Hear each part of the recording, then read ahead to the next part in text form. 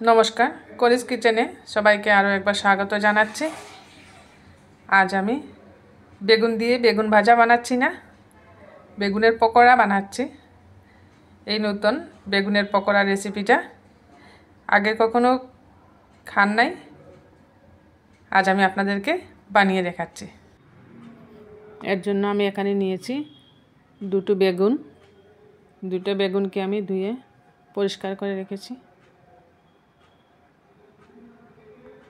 বেগুনগুলোকে এরকম ছোটো ছোটো করে কেটে নিয়েছি, যেরকম আমরা আলু ভাজা কাটি, আলু ভাজার মতো ছোটো ছোটো স্কোয়ার পিস করে বেগুনগুলোকে কেটে নিয়েছি।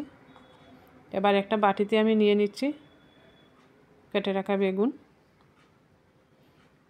এর মধ্যে দিচ্ছি পরিমাণ মতো আটা,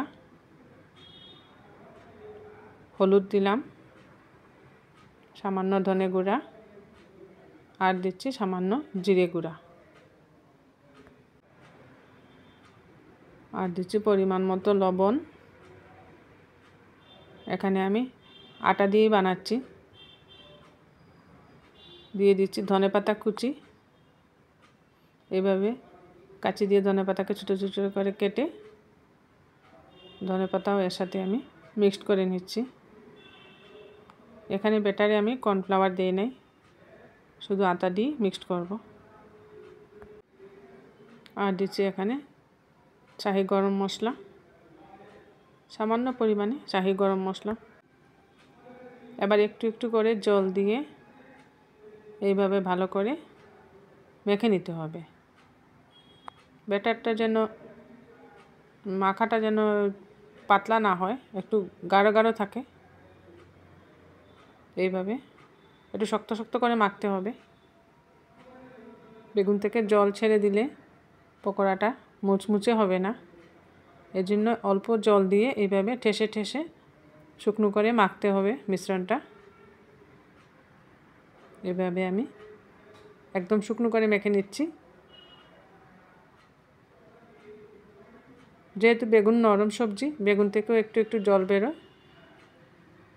দেখুন খুব সুন্দর মাখা হয়ে গেছে। এরকম শুকনো করে ঠেসে ঠেসে মাখতে হবে।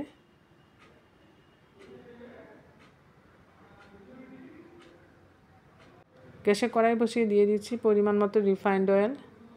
রিফাইন্ড অয়েলটা যখন গরম হয়ে আসছে, এখান থেকে আমি 2 চামচ গরম রিফাইন্ড অয়েল মাখার মধ্যে দিয়ে দিলাম। এবার এই মাখা থেকে আমি একটু একটু করে পকোড়া তেলে ছেড়ে দিয়েছিলাম।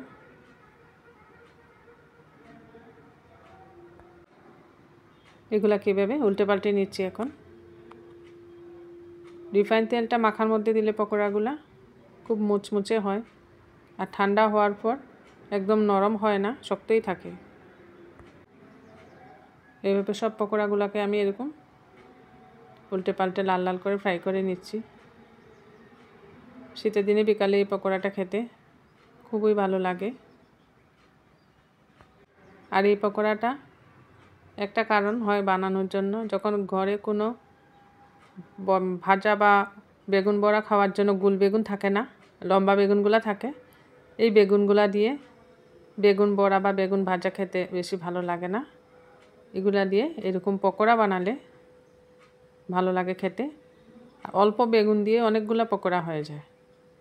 অল্প জিনিস দিয়ে কয়েকজনকে এইভাবে চায়ের সাথে চা বানিয়ে খাওয়ানো যায়।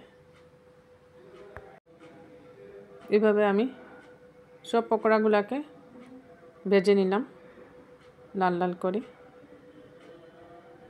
অল্প বেগুন দিয়ে দেখেন, 2টা বেগুন দিয়ে অনেকগুলো পকোড়া হয়ে গেল। বানিয়ে নিলাম বেগুন দিয়ে পকোড়া। এই বেগুনের পকোড়া শীতের দিনে বিকালবেলা খেতে খুবই মজা লাগে, সাথে চা থাকলে তো আর কোনো কথাই নেই। আমার রেসিপিটা ভালো লাগলে আপনারা বানিয়ে খাবেন।